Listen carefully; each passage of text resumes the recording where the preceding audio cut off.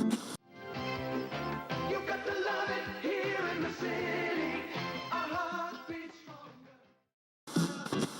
The NHL playoff picture is still up in the air, but here in Winnipeg, fans are confident the arena will echo with the sound of white noise again. Let's go! Go, Jets, go! Winnipeg is back in the big leagues and over the moon.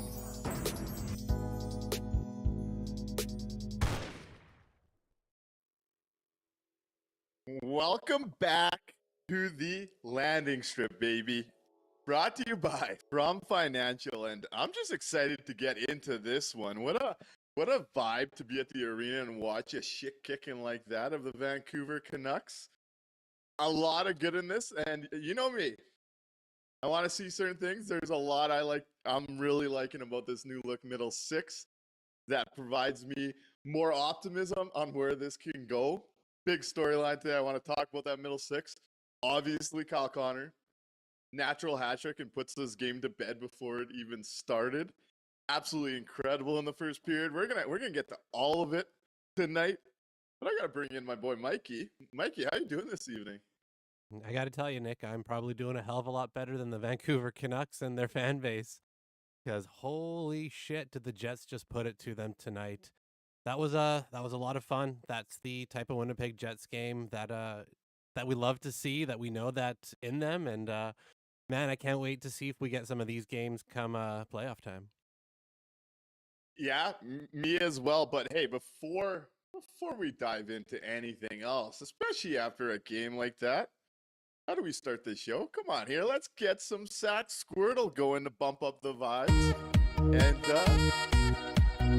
have a fun one tonight.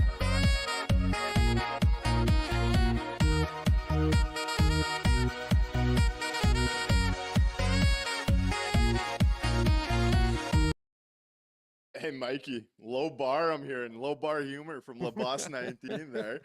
I love to see it. My mind's going all over the place. Mikey, I'm going to let you start off. What's your big thoughts coming out of this one? What stands out to you in this game? And let's get into it. You know, we're gonna get into the the Kyle Connor of it all, because obviously that was the big talking point to jump off the show, or sorry, the game. Pardon me. But the thing that kind of stood out to me tonight was underneath the big names that definitely were the headline grabbers. There were some good performances by some of the unsung Jets, the kind of middle of the grouping, that really stood out. That it felt like those were the type of performances from those guys that are going to help the Jets in a long playoff run. So, yeah, we came out with a huge score and the goals were great and all that. And we'll hit all of it, but I think the supporting cast tonight really gets a big shout out because, yeah, top to bottom, this was a good Jets team. Yeah, this was a good Jets win. And I see Zuch 40, he goes somewhere I want to go as we get a little deeper into this, was the Jets may have looked good, or maybe is it Van looks really bad and says Canucks look like the Jets during our locker room issues days. Safe to say we know where that storyline has been all year. I think it's a mix of both in this one, with more leaning towards the Jets being good based on what I saw tonight. Like that first period, that top line finishes on all those mistakes, all of the giveaways. Like Vancouver was clearly disjointed. But on that same topic, Mark Scheifele's hard in on that forecheck to force that turnover. Gabe Vilardi sitting in the corner reading where that play is going. As much as there was turnovers, the Winnipeg Jets were in the right spot to capitalize all night. They played a faster game. Talk about pacing. I saw some stuff online today about like a guy like Cole Perfetti looking quicker. It's almost like when guys play with guys that see the game similar. The old adage is, right? You could pass the puck quicker than you could skate it. Yep. Guess what? When you have a line that kind of gels, it does look better. It does look quicker because you're accomplishing more. Kyle Connor, though, that first period was just so exciting, being in the barn to see the hats raining down in the first period. That third goal, the hands on that deke are just ridiculous. Gabe Vilardi on that pass. And it's games like that. this first line gives you a lot to be excited about. I thought Scheifele was an absolute beast in this one as far as, getting in on that forecheck, protecting pucks, making that first play so a guy like Velarde could set up Kyle Connor. It was a treat to watch, and this game was over by the end of that first period. Yeah, The Canucks were not interested from that first period on. if it wasn't done at the 3-0 mark, the 39 seconds into the second period, 4-0 really slammed the door shut. It was not a good night from the Canucks. And yeah, there definitely is a side of it of, hey, how bad are the Canucks right now? How distracted are they? Yeah. But at the same time, when you come up against a team that is like that is in a vulnerable position, you got to kind of step on them. And the Jets showed that tonight that they could do that, right? So, Vancouver's a good, if you look at the talent on that team, there's talent there, right? This shouldn't be a 6-0 type of or 6-1 type of game normally. It's just that because they're in such turmoil and because the Jets are doing so well, they're able to kind of double up and yet really put it to them. And talk about a first period to quiet the noise around the slow starts.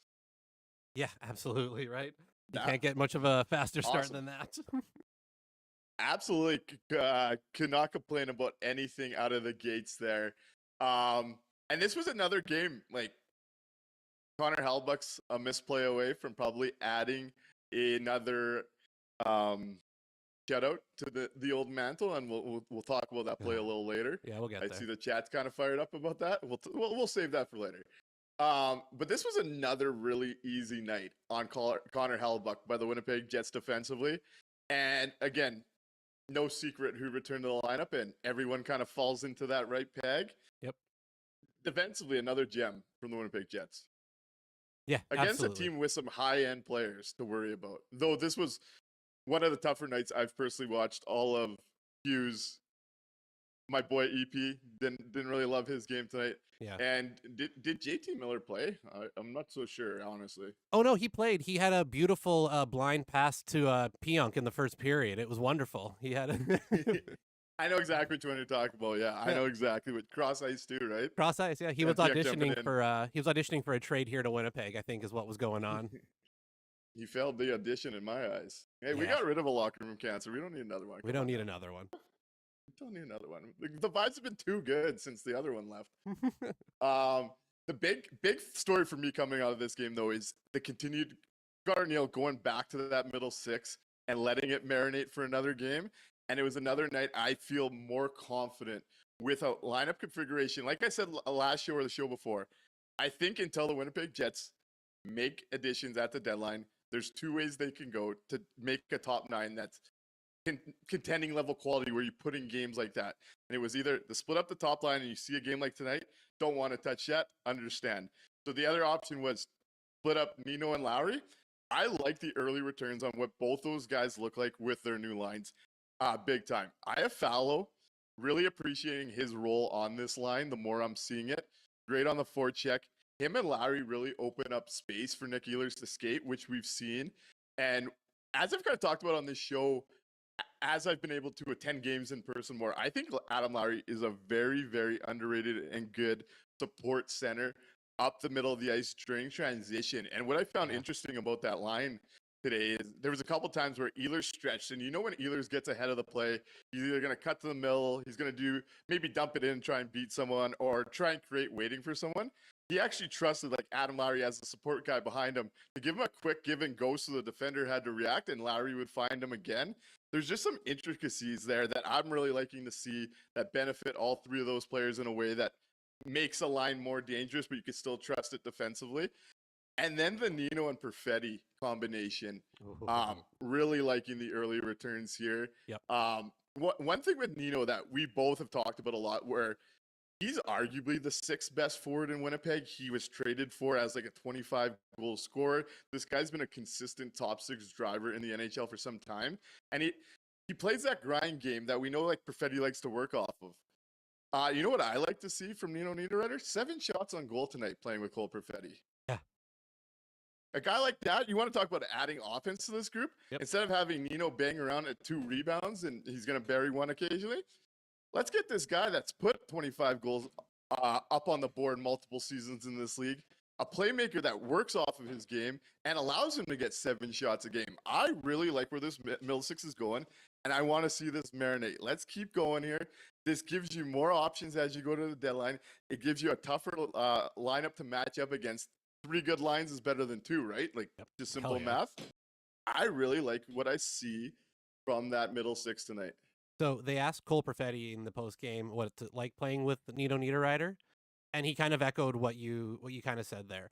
So he said that, Nino is a big power forward, but he can also make a whole lot of plays. He can win a whole lot of puck battles, and he protects well along the boards, and it opens up space.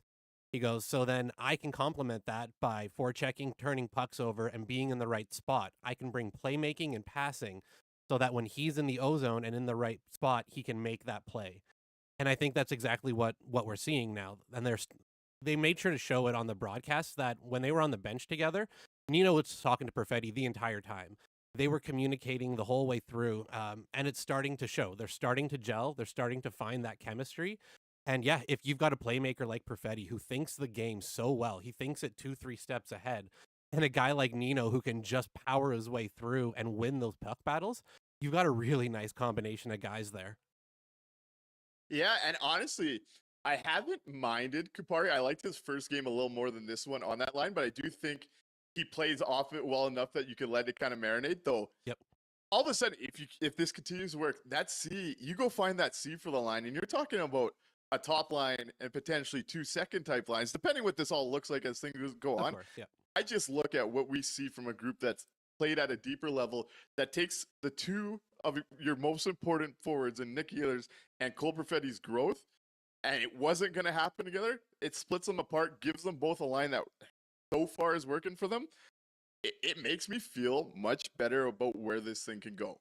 I know it's a first place hockey team, but this brand is a more winnable brand under this kind of configuration than what we were seeing. And I'm excited tonight. Clearly, I'm radiating off the freaking page right now.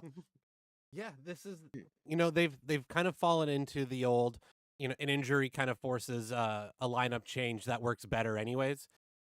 I'm really curious to see what happens when Vlad Nemestikov comes back, and if Adam Lowry stays with those 2 line mates, if Nemestikov slides in with Perfetti and Niederreiter, if he goes down to that 4th line.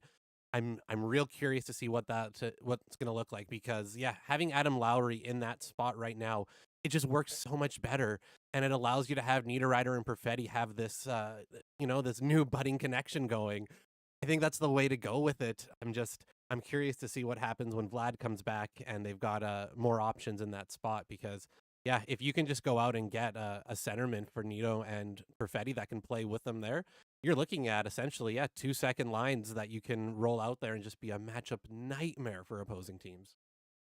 Yeah, no, I liked what I saw. I like to see how quick the Jets were on the forecheck. The one thing about the Vancouver Canucks that all this mess around them has distracted from, that decor outside Quinn Hughes cannot move a puck to save their life. So with the Jets getting in on the forecheck today, you're asking for those mistakes to happen. And that's why, again, I do credit the Winnipeg Jets on a night where Vancouver does look bad, because I feel like the Winnipeg Jets played into the areas that if you pre-scout the Vancouver Canucks, you can expose. That team's been on a bit of a mess of late.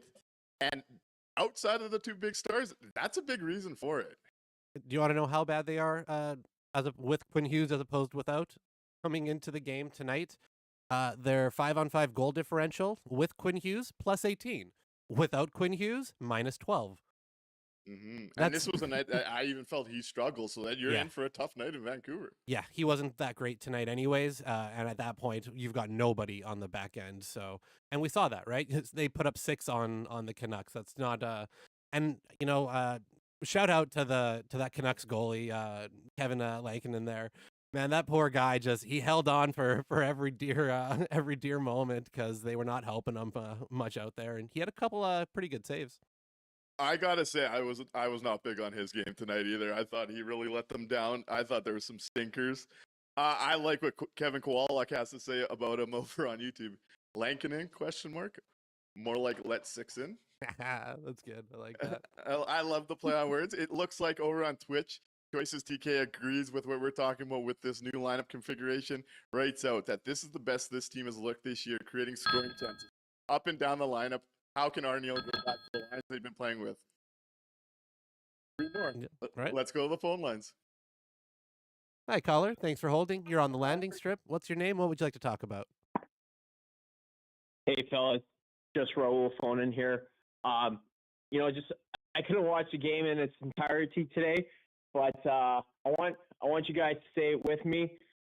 Injuries making better lineup decisions than Scott Arniel. Like 2 games now, it seems like the commentary has been the Lowry and Ehlers pairing is working, and I saw Perfetti have a couple assists with Nino. So hopefully the chemistry sticks.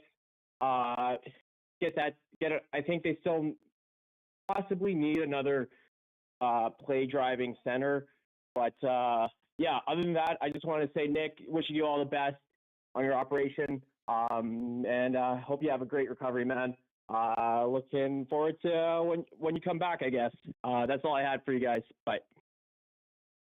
Thank you, Rahul. I really appreciate that. I know I wanted to make a little bit of an update. I misspoke. I get a little excited or nervous when talking about some stuff. I'll be in the hospital a couple days. Looks like recovery will be a couple weeks. Once I have some clarity, I do want to use this platform to kind of share what I've kind of learned over the last little bit. But we'll get there, and I really appreciate that. I'm excited to get through it, and I'm excited to come back to the show. We'll be back Thursday for one more before Friday. Excited to be there. And hey, he said to say it. Lineup decisions are injuries making better decisions than Scott Arniel. Let's hope. Let the boys rest up. Let Nemestikov and Appleton take their time, make sure they're healthy. And let's see some more of this, because I think the longer you get a look at this, the longer it's going to be harder for Scott Arniel to go back. Yeah, absolutely.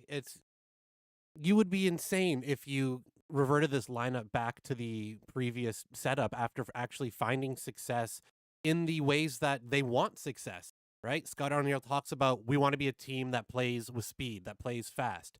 This lineup is allowing you to do that. We're a team that wants to start quickly. We don't want to be having these, lackadaisical starts. Okay, this lineup is showing you that you can do that. So it would be absolutely beyond understandable if he went back to the old lineup. But I'm still kind of afraid that he will. Unfortunately, I still have that fear that, man, every other spot that they've had the opportunity to revert back to that game 1 lineup, they've jumped at. So I'm hoping the evidence is mounting too much that they can't do it again, but I don't know. We'll have to wait and see. On this topic, an interesting comment from Toronto Sports Network I'm going to dive into, and then a big question from Pierogies on Twitch that I was thinking about at the rink today, and one that's going to be pretty big in this market as the coming months come. Toronto Sports Network 243 says, and I had a similar conversation with a buddy's dad at the rink today, said, I need to say this. I suggested that Arniel and crew needed to stay ahead of pre-scouts by changing things up. He did it and it worked. Give it 5 more games and change it back. It will work again. And I do think there is something too, when we've been talking about this idea that the Jets were stuck in this lineup and there was positives to making change for info gathering in case someone gets hurt, you know where you can kind of go to. I think this is a valid point today in these days when everything is so under a microscope, that when you do throw something new out there, and if it is something that makes sense, teams aren't able to match up as easily and scout that as easily. Like we were kind of talking about over the last bit, all you had to really do to beat Winnipeg was shut down the top line. Yeah. When you roll out 3 groups like this who are all pressing, the matchup game becomes tougher. You're almost chasing matchups to no avail. But this was the big question, Mikey. And it's coming this summer. July 1st, he is eligible. Pierogi says, what is Kyle Connor's next contract? Big Papa says 8 times 10. Pierogi's had the exact thought. Where do you think Kyle Connor's next contract is going to lie? It's going to be a big one. I think it's going to be the first 10 or 8-digit contract the Winnipeg Jets hand out. And the level we're seeing out of him this year compared to years past, I pay this guy no problem. This is the real star. This is what you see night in, night out from a star player. This was the step I wanted to see before backing up a Brinks truck, and we're seeing it right through the season here. It's going to be 10.081 million by 8 years. Sorry, say that again. I zoned out there. 10.081. Oh, you got to get the number in there, eh? Going to sneak the number in there for his. Yeah, 10 by 8 years. Because yeah, he's going to do the long term. You're right. I think it's going to be the first time they hit that 10 million plus AAV. I think it'll probably creep up a little bit past just a regular, like, I don't think it'll be just straight 10 by 8. It'll probably have a little bit more to it.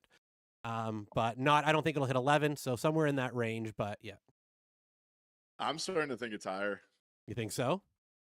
I'm starting to. With a season like this as a platform year before another year. Yep. The Pierogi says, Nick, I know you hate Connor. If you had to offer him an 8-year deal tomorrow, what is it? Don't hate Kyle Connor. I've been awfully frustrated in years past about how that line was used and why it impacted the Winnipeg Jets. And I would not have paid Kyle Connor $10 million before this year. A year like this, it's going to be like 8 times 11, I would think. You're starting to look at guys like Pasta. If he puts up a 100-point season, he might be the first Jet to score 50. Like, you start putting that kind of thing on a resume, that contract's coming. And it's going to be, I think it's going to even surpass 10 million at this point. I really do. Especially if he puts up the first 50, if he goes out to Four Nations and just absolutely tears it up, gets a big national stage where his agent can really start to leverage those type of things.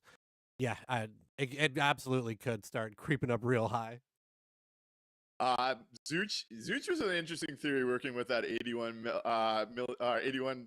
number. 8 years, 10.125 equals 81 mil. There you go. I like that.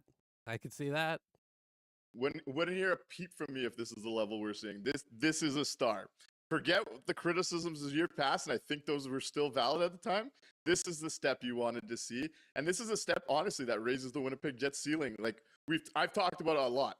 That Mark Scheifele probably not a number 1 center in the playoffs. Well, hey, he's one of the leading goal scorers in the NHL right now, and he looks like a beast we haven't seen since getting cut from Team Canada. I like Petty Mark Scheifele. Keep bringing this, and this is a level from Kyle Connor we haven't seen. If this middle six continues to gel, it does open up opportunities for the Winnipeg Jets come playoff time. Never mind with ads that are coming. Yeah, absolutely. Especially when you start to look at the fact that they could be rolling out, multiple 1A, 1B lines, a third line that's as good as, most teams' second lines. Like you start to look at the matchups and go, this is a type of team that's built for a run if they get those ads that they still need, right? They still need to fill out those problem spots, but it's looking more and more like they'll have that opportunity than, a few weeks ago. So Scott Westman has some jokes over on YouTube. Says, you ever notice that Logan Stanley's name is on the Stanley Cup? That guy wins it every year. You get why he can't be traded. That's right. This might be the new leading theory. Let's go there because you just can't ignore it. What an egregious mistake to cost Connor Hellebuyck a shutout. The second time this year he has. There was that one game, it was in the last 30, 40 seconds with just a basic play.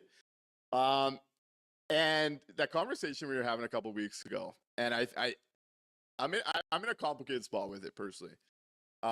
You heard the smattering of boos the next shift after he made another mistake. I think not going to happen. We know Scotty loves him. I think to protect his player, he should give him a couple nights off the rest of this homestand. I really do. He's drowning. It's so obvious. Yep. Protect the player right now. Forget about my opinions on whether he should play moving forward. I think that Winnipeg Jets have to protect the player right now, just for his own sake at this point. Yeah, it's not fair to him. It's not fair to the guys on the ice that he's with. It's just, and it's so plain as day. Like, I don't know what excuses you can provide that sound legitimate for it at this point. We've kind of reached the end of the rope with it. I don't know where else you can possibly go and say that this is, well, if just X happens or if just Y happens, if he just does this. We've been there. We've tried these things. I don't know what to do. And you're right. It's for his own sake at this point. They need to. Otherwise you're sending a message that you do you hate him? Maybe they also hate him and they're enjoying the masochism of watching him just fail. I don't know. I don't know what it is now. So Dalton Labba says, were the boos loud for him? It was like a smattering, like you heard it from multiple sections kind of at the same time. It wasn't overbearing, but if you're in the arena, you could tell it was coming from all over the place and there was a lot of frustration. But I was in the upper deck. There was a lot of F-bombs being dropped up there as well tonight. I'm going to take the positive route today. I'm decided this is the way I'm going to look at it. It's the entertainment industry. We're watching a first place in the Central Division team, so a quality hockey team that happens to have Hollywood rewriting the Rudy script in a hockey theme. That's where we are right now, man. Someone had said it in one of the chat earlier. At this point, I think it was Choices early, that he's the kid whose dad bought the jerseys and just has to play. Yeah. Because there's just no other reason for it at this point. So it is what it is. But I actually like where Toronto Sports Network 243 goes here, because I thought this was another step forward for Ville Heinola. Toronto Sports Network 243 says Heinola covered a ton of errors by Stanley. And this is now 3 of the last 4 games where I think Heinola is really starting to figure out what he can kind of get away with in the NHL and what he can't. So right before Christmas, I'm just going to rally off some of the things I saw from Ville tonight that just has me thinking he's getting more comfortable and taking a step. Right before Christmas, we were kind of talking about how the one thing I really did not like in, I can't remember which game it was, where he would try and beat guys wide and hold them off. And at the NHL, he's just not going to get away with that and be able to create off of that with the size and the speed at this level compared to Finland and AHL. What I saw today was a more reserved Heinola at picking his spots. So we saw him kind of sit back rather than try and get up in the play and really wait for a seam to open up. I think that's a positive development as far as, keeping possession and not getting yourself in trouble. We saw him jumping into the rush when he saw a chance to be the second attacker, the third attacker, and getting up like that. Saw him get some PP time. He just looks like, in 3 of the last 4 games, a player I think is getting more and more comfortable in the NHL, understanding what he can and can't get away with and starting to play to those strengths and reduce the mistakes. I think today was another step forward for Ville in the NHL. I really do. Yeah, this was one of the better games, and it sucks that it has to keep coming off of long layoffs in between that are a little unearned. But yeah, he's showing that he's figuring out the speed of the game, the strength of the game. He's really able to kind of put that together now. And I thought, this was definitely one of the more complete games that Heinola has been able to give us. I think his second period was one of the just his better periods that he's had in the NHL. And if he can just get some runway and get a little bit of some time, he'll be able to, hopefully do this long term. But I don't know. After what we've kind of seen, I'm half expecting him to get benched for the next game, and Miller or Coughlin or whoever's going to slide in. I would expect that too, which will be frustrating. But I agree. Like, this was another step forward. This is a guy you've invested a first round top 20 pick into. The same type of currency you put into Stan for all those years. At some time, it's time to pass the curtain. We lost Kovacevic. We lost Chisholm. Don't do it with Heinola. Next, you cannot. As an org that's always chasing defensemen, you can't keep making the same mistake on the one defenseman that you prioritize. It just has to stop here. It has to stop here. Protect the player. Put on. They're never gonna, but trade him or put him on waivers. Like, please, someone smack someone in the face up there that needs to get. Someone have an intervention. Like, do we have to post clips everywhere that go viral? Like, I don't know what it is, but please, it's time. It's time. The issue is, though, that they've shown kind of the entire time under this management group that they struggle at identifying NHL talent on D at the NHL level. They've done well a couple times with the amateur scouting and stuff like that, but when it comes to the NHL side of things, they keep kind of making these same mistakes and overvaluing things like size as opposed to actually being able to move the puck and playing hockey. So I'm having a real tough time seeing how the experiment ends in any other way besides him either playing as the just written in ink 3LD or an injury and he isn't able to suit up. But outside of that, I don't see it being a lineup decision. I just don't see it. And honestly, we'll end it off here tonight. I want to move into Sandberg. I see the chat's very excited about Sandberg as well. Rat River Rebel says, I'm telling you, put him on the 4th line. He's great at screening the goalie. And I'm more intrigued than I'd like to admit by that at this point. The old Claude Noel, Dustin Bufflin combo. I like it. Kenny's water bottle says, it's no coincidence that Pionk's game suddenly improved as soon as he was paired with Sandberg. I saw someone early in the show mention that you know what? Whatever Sandberg wants over 8 years, it's time to sign him. I see HH Living Loco. Speaking of great left-sided Jets D, Sandberg is about to get a hefty $5 million. My boy is killing it. Dylan Sandberg. I went with my brother Jared, and he's kind of in and out of town working and hasn't been able to watch as many games as maybe in years past. And I remember sitting there, and he's just like, Dylan Sandberg's leading the rush now, and Dylan Sandberg's doing this. The amount of development that's come from his game now, where on that penalty he draws, he's the first forechecker on the play and reads it perfectly to get there in time. Yeah. His puck handling, his decisions to stretch the ice, and just that ability, he is so good. Even on that goal that goes in, you see Dylan Sandberg make it all the way across to make it a competitive play. The shot beats Hellebuck. What he's able to do to protect his pairing mate and really clean stuff up. I saw Murad had done a contract projection article this week. Dylan Sandberg, current estimate 4 times 4.1 given NHL comparables and stuff. Lock it up. God, Sign it. Whatever that looks like, Sold. 8 times 5, 8 times 5.5.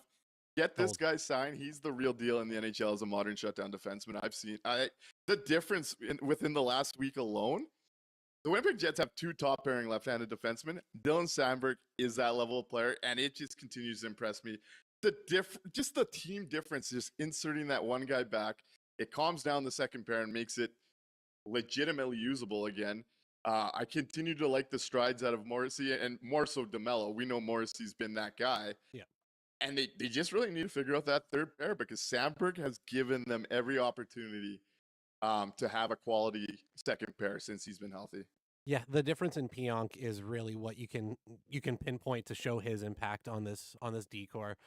You know, Pionk goes from having to play with a rotating cast of guys who, you know, between himself and whoever it was, generally it's a coin flip each time they're out there, whether or not it's going to be a positive or a negative, right? You never know what's going to kind of go on. And then you drop Dylan Sandberg into that spot and everything settles down. And all of a sudden we've got stability back there. And now Pionk is able to jump up into the play onto the offensive side of things and have the, security blanket behind him just sweeping everything up. So yeah, he completely changes what that defense can look like in terms of the setup. And yeah, you get him signed for $5 million by 8. Run to the bank, sign him now, get the Brinks truck, let's go. Yeah, even at this number, Scott Westman says Sandberg will get Pionk money. He knows it. The Jets know it. Sign me up. As long as Pionk With is terms. as long as Pionk is somewhere else doing it next year, great, sounds good. He also points out third pair D aren't tough to find and cheap. And I still look at it the same way as we looked at the center conversation. If you can aim higher and get another top 4 in Winnipeg, Yeah. you still want that insurance. You bump a quality defenseman down to that third pair and you make all 3 of your pairs better. Yes. So I still want to aim higher just for that downwards domino effect. But it definitely, he's just made, you could have different combos around the deadline. Just like you can have different combos up front. If you stick to this new arrangement that might open doors, that might fit better, or more cheaper, or more cost effective, but actually fit that new lineup better. Yeah, 100% agree. You want that above spot so that everybody gets pushed down. We want to fill out a spot on the third line, essentially, right? But I want a second line center in that spot. And we're going to have to fill out spots on the third pairing, but I want second pairing guys in there when we're going into the playoffs. So yeah, we're not aiming to fill it low. We want the better player. I'm sorry, this is the last comment, but Kenny's water bottle has me chuckling here, and I missed the comment that led into it. But Kenny's water bottle says it's sort of like in Tropic Thunder when Robert Downey Jr.'s character is talking to Ben Stiller's character, but instead it's you never go full Logan Stanley. Oh, I love that movie. That's a great analogy. Shout out Kenny's water bottle. I want to run through actually though some of this the contract projections that came out of this article as we move out of this game. Big picture. Actually, before we get into that, I kind of want to say, like, Dylan Sandberg's another reason. Like, me and you are having this debate whether the Jets are going to go in. Dylan Sandberg's another reason. So you lock up Shifley and Hellebuck, and, like, that's the big promise, right? Yeah. This is your last year on Nick Ehlers on a $6 million deal. You have Kyle Connor at 7.1. So you have two of your best wingers, one of them having a star level season, undervalued. That's positive when you're trying to build the best team under a cap. You have Josh Morrissey, probably the best value contract on D for a top 3 to 7 D man in the NHL these days. Yep. And then you have Dylan Sandberg at 1.5. Like, you just have so much value in your current best players that you have to go use that space to keep adding on to this core because they're giving you every reason to. It's coming. Something's coming to Winnipeg, man. It better be. It better be coming. It better be big because they need it. They got to do it. This is the time. This is the time to push in. But I'm worried. I'm worried that we're going to see only a depth Don't add. be. Oh, I'm a panicker. Let me That's soothe what you. I do. Let me soothe you. Let me soothe you. We're good. It's coming. It's coming. Just like Goose last year, I was Fraba. the nut job that kept saying more was coming. Yeah. It's coming. It's coming. You They heard it here, know. folks. You heard it They here. know. But let's take a little bit of a gander just because it was in the Athletic this week and prevalent. Or it was even this morning, I think. I can't remember if I read it. Yeah, it was this morning. Yeah. Yep. Losing track of the days already. Sorry, getting old. They all blend together. So yeah, the Athletic had taken a look projecting out the Jets offseason and what the seasons guys are having kind of project on the open market. And it kind of relates to something Zuch said here, which I find interesting, where Zuch 40 says, imagine Chevy is able to get Velarde at 8.5 times 8 and Connor at 8.5 times 8. I had a little debate with a group chat earlier. I'd put the fantasy of Connor coming in at that. The rest, I wouldn't dream on it. Not a chance. And as much as people want to say, hey, Connor Hellbuck and Mark Scheifele have set the ceiling, the market doesn't necessarily believe that. And the market's going to value Kyle Connor significantly higher than that number. But let's take a look at some of the projections over at the Athletic. And all I want you to tell me, I'll read them out, and you tell me if you're buying or you're letting them walk. Sound good? Do it. Okay.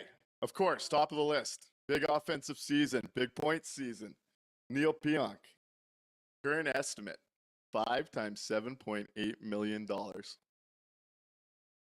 That's a no. He's walking. He's walking. These boots are made for walking, and that's what he should be doing. And he's gonna look great in Anaheim. And genuinely, I'll feel awesome for him if he signs that deal. Oh yeah. Anywhere but Winnipeg. I want him to get that Anywhere bag. but Winnipeg. Anywhere else, though. Hard pass. Hard pass. I'm calling that. That's like the type of deal Chevy signs, and I'm sorry. I'm venting that he should probably be fired before the ink's dried. Yep. Do not touch. Pass. That is such a. All the signs are there that that deal is going to age so poorly so quickly. Everything says do not do that. Let him go to free agency. Let him hit the open market. Let someone else make that mistake. And let him earn the living he's earned. Yeah. Let him enjoy it. Just outside of Winnipeg. It's not here. And it seems like the chat overwhelmingly agrees with us on this one. That is the one I'm terrified they're going to do. Gabe Velarde. Interesting projection here, actually. 4 times $7.1 million. Ooh. Call me M. Night Shyamalan because I'm signing that. Oh, I'm signing that all day. Yeah. And Velarde's a super interesting one for me. I don't know if I'd go max term there with the injury history. And I almost like the midterm and keeping that number down to continue trying to take shots at this. Yep. Maybe it's risky when he turns 30, but then, hey, he's turning 30 with a pretty spotty track record. And given how important this window is, I'm okay with a 4 times 7.1. Sign me up. Yeah, I'm actually really fine with that. It's right through the window that we're trying to go through, and it's putting him at a number that is absolutely reasonable that you can still build in that window. And yeah, it is a risk when you get to the end of it if he ends up going somewhere else or, you know, whatever it looks like, but I'm taking that risk for that window because I want that banner. I want that Stanley Cup, and he gives you that opportunity with a pretty reasonable number if you can get him at that. And once again, it looks like the chat overwhelmingly agrees. Though Greg Zamzon with a soft pass, and that's interesting. I'd like to hear more because I can get some of it. The level of player here I'm seeing this year, I'm signing him all day. Yeah. If you're concerned about the injuries, maybe, but I think Gabe Velarde's too key to walk away at that deal. So I'm just curious on the other side, and I'd love to hear that side of it. Dylan Sandberg, we talked about 4 times 4.1. that's a value deal where I think if you can get term, I think he's going to age pretty well. And I even try to go further at a higher number. How about you? Yeah, I wouldn't be trying to get him on a short-term deal. I want him locked up long-term. So, and you got to buy some of those years, right? So the money goes up. But I'm doing that all day if I can. At the longer contract though. I don't want him only for those 4. I want the full 8 if I can get it. Yeah, I'm all on board with. I have a very hard time imagining just how defense are paid. Dylan Sandberg ever signing a contract in Winnipeg that I'm not gonna appreciate the value of. So whatever that ends up looking like, as long as it's not like a short term, which I can't imagine it would be, especially like this is his highest paid year at what 1.5. Yep. That's a guy you lock in for sure. That's a cornerstone piece here.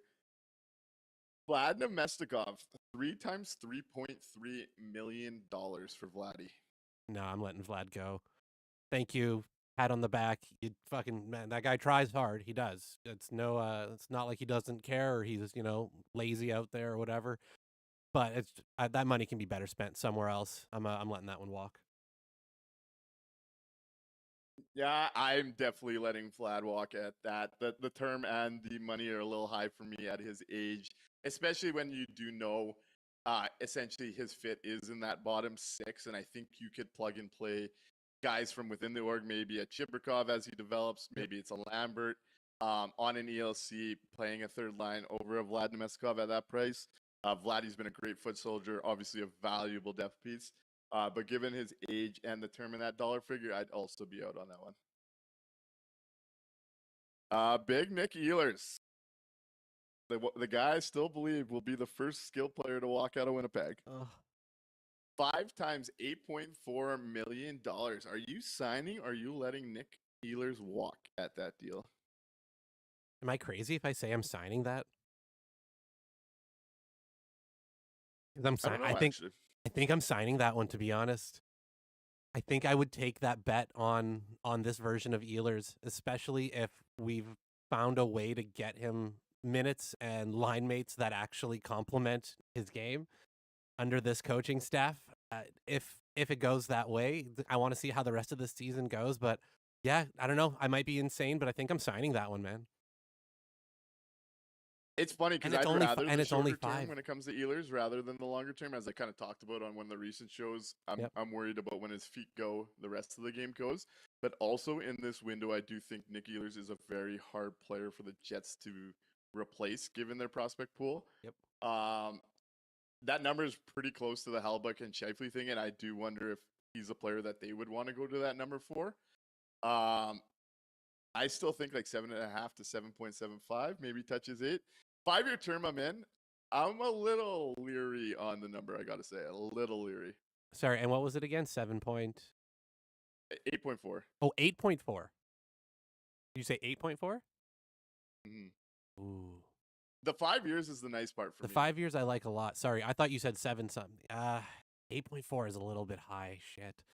If you can get that But that's- below, if you can get that under that's- 8 at 5, that's- that would be ideal for the team. But I don't know if he's going to accept that, right? I don't know if his camp would. That's a tough one.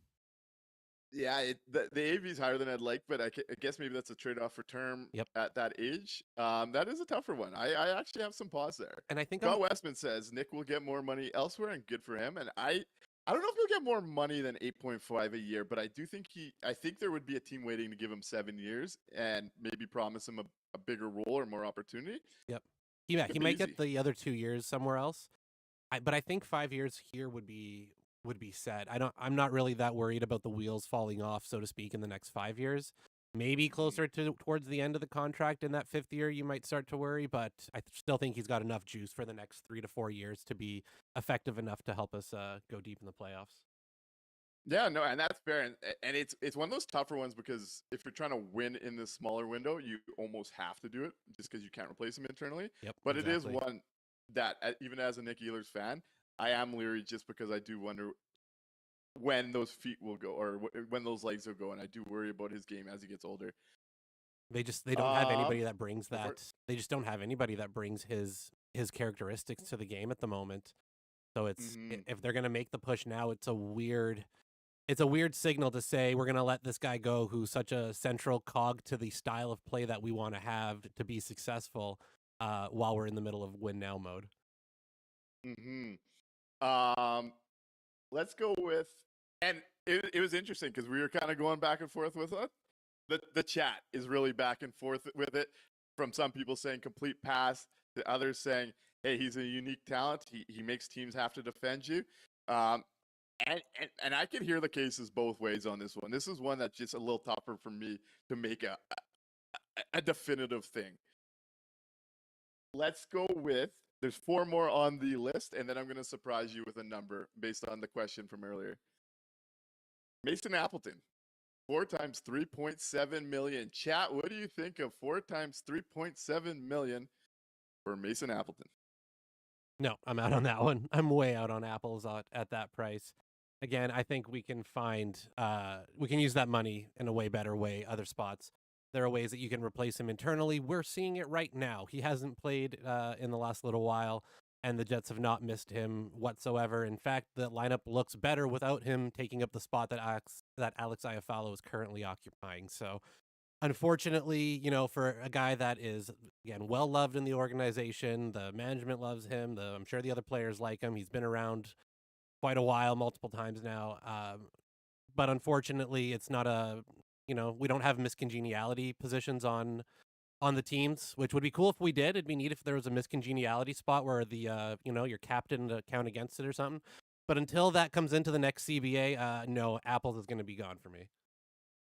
Before I touch on Apples, I think Kenny's water bottle really sums up where my overall thoughts on where the Ehlers thing is going in the summer. Kenny's water bottle says, if you're Ehlers, you'd want to maximize the dollars into your older years. Absolutely. I would never suggest he takes less years if he can get 7. Jets might want 5 years, but he'd want to try and sign something that will still make him money as his performance declines. Couldn't agree more with that, and that's why I do think this is going to be the separation period ultimately. On Mason Appleton. Hold on, sorry. Go for it. Just as a quick kind of the rebuttal, I would almost say to that though is championships, right? If you look at Nick Ehlers and go, yeah, somewhere else may offer you 7 years that has the cap space right now in the open spot because they're in a position where they're not looking to win right now. The Jets for the next 5 years might be set up pretty well to make a deep run. Do you want to chase a championship and take a little bit less, or do you want to go and get that big contract locked up? Neither one is a bad thing, right? Both are good options. I'm always very pro the player, going and get your bag. That's always been my stance. But if a player wants to stick around to try to get a ring, I also understand that.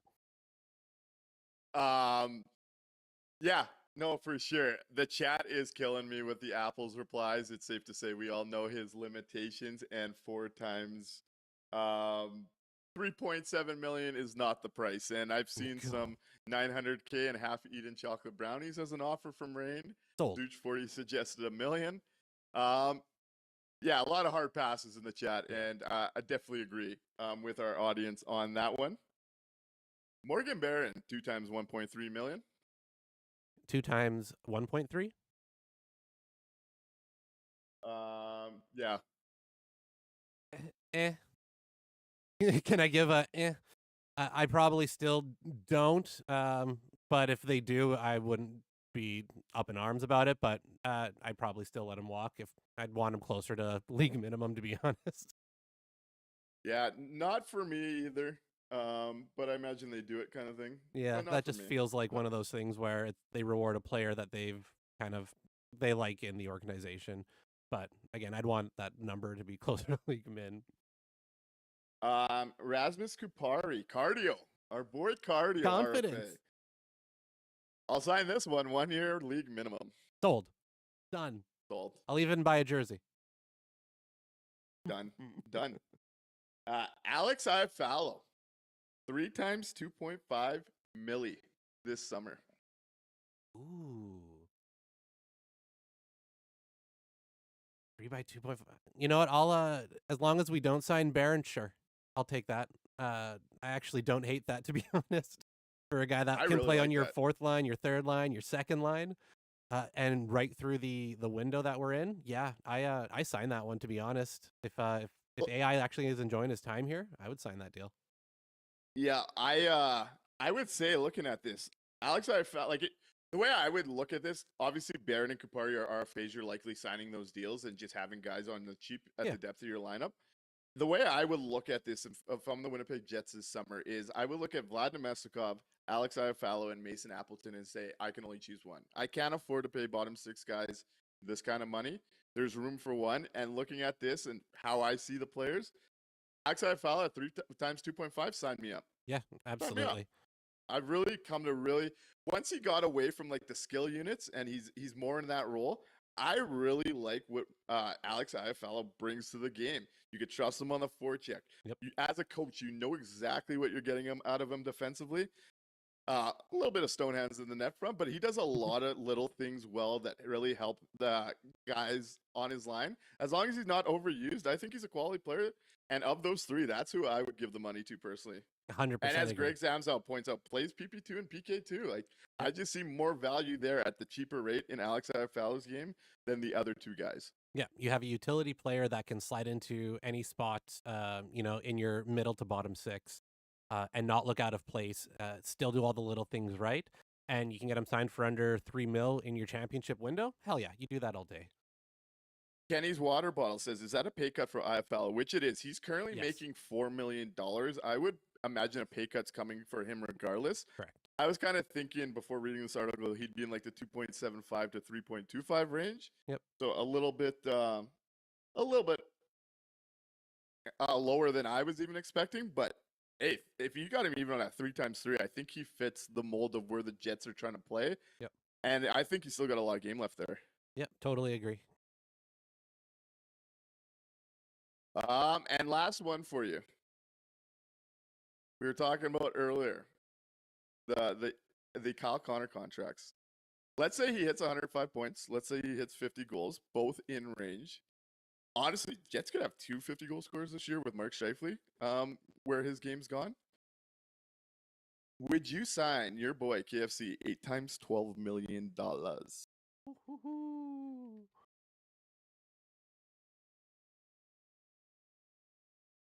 Yeah, I still do it. Especially with we know what's coming with the cap going up. It's going to be a smaller percentage of the cap than it is when you make that deal. For a 100+ point player, 50+ goals. Yeah, unfortunately, I signed that deal. All day. Oh God, it's going to be that's big money. $96 million. That's huge. I'm just throwing it out there. Yeah, I sign it.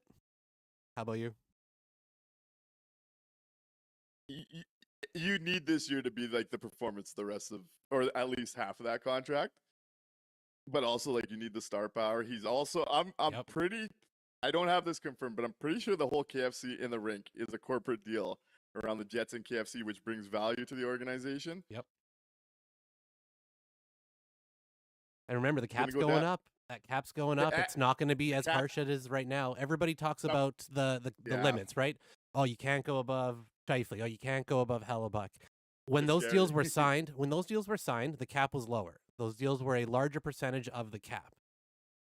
You kind of have to look at what that looks like, and with it I going know. up so drastically, and what he brings to the organization off the ice, merchandise sales, jersey sales, sponsorships, national media attention. He's going to go out and be one of the best players at the Four Nations Cup. Like this is the guy that puts the puck in the net. And like we can talk about all the, intangibles and the defensive side of the game, which is improving, which we've seen this year. He's taken a big step forward in. But even without all of that, the flashy part of it, the part that gets on SportsCenter, the part that gets you on Sportsnet, the part that gets you on the regular news, the part that gets you national media attention, a lot of times are the flashy offensive goals. And that's Kyle Connor. That is what gets the Winnipeg Jets noticed for the most part. Connor Hellebuck is doing otherworldly things, and that's, getting noticed as well. But for the most part, that's the guy. Yeah, I think you have to make that deal, show that you're one of the big boys in the league, that you can sign one of the league's best players long term. You can put to bed the notion nobody wants to be in Winnipeg, and you sign that deal 8x12, you do it. Ask me again in April. I don't have a firm answer right now. Okay, we're getting challenged here, Mikey. So I gotta say my piece. I mean, it is my show here, and this is a bit of a shot towards me. So I just gotta find it here. Where were we here? If you want to fill the airspace, so I'm not talking like an idiot, feel free. Absolutely. Yeah, with There's- with Casey, it's going to be interesting to see what his camp is going to be looking for. This is going to be a really interesting next couple years in terms of the Jets cap because they've got a lot of room to work, and yeah, we'll see. Craig Zamzo is hitting my soft spots big time. Says, I think Ehlers on L1 at 8 mil over Connor at 12. Also says, let's swap 81 and 27 L1, L2 for a month and see if 12 million is better than 8 million. I'm all over that, Craig. You're preaching to the choir on that one. Though, Mikey, we got a little challenge here. All right. Because I know I'm the big EP40 guy. And Phyllis is in the chat saying, if you seriously want to trade for EP40 after watching him tonight, you need your head examined. And to that, I will say, if you think you make your entire decision on a player in a one-game sample in which you haven't watched them, I'll challenge Phyllis here. How much EP40 have you actually watched over the last 3 years before telling someone to get their head examined? If we were judging every single player on one game, and I started the show saying I didn't like my boy EP40 tonight, not a single Winnipeg Jet would be worth their money, or we should be trading them. That is just the silliest way to go about anything like that. And yeah, if you want to make decisions on one game, so be it. But you're missing a much bigger bigger piece of the story, and you might consider that before suggesting head examinations. Just throwing that one out there. To be fair, I do need my head examined pretty badly, so that part is correct. Yeah, he had a bad game tonight. The entire Canucks roster had a bad game tonight. You could kind of just see the distractions have definitely creeped into the room and onto the ice now. Yeah, it was, like you said, right at the beginning of the show, wasn't a great game from EP40. Wasn't a great game from Hughes either, right? Miller was off, yeah, it was just a bad game from the Nucks. Do I think though that EP40 brings enough outside of this, kind of crazy distraction to still be a huge benefit? I do. Even with the bad game tonight, I think that he still brings enough that it would be an absolute game changer here in Winnipeg.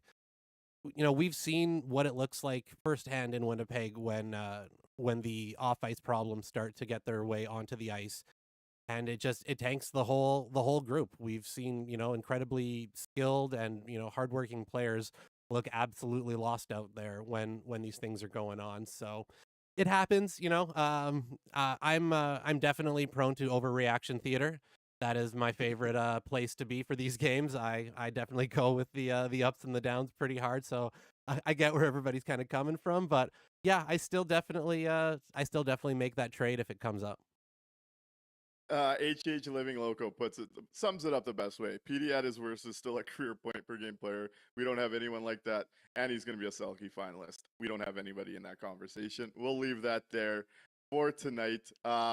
And yeah, I'm not going to Quinn Hughes, in my opinion, is the best defenseman in the NHL. I thought he sucked ass tonight. Yep. I still think he's the best defenseman in the NHL. Yep, I'm with you on that. Let's go to the 3 stars and get out of here on this night.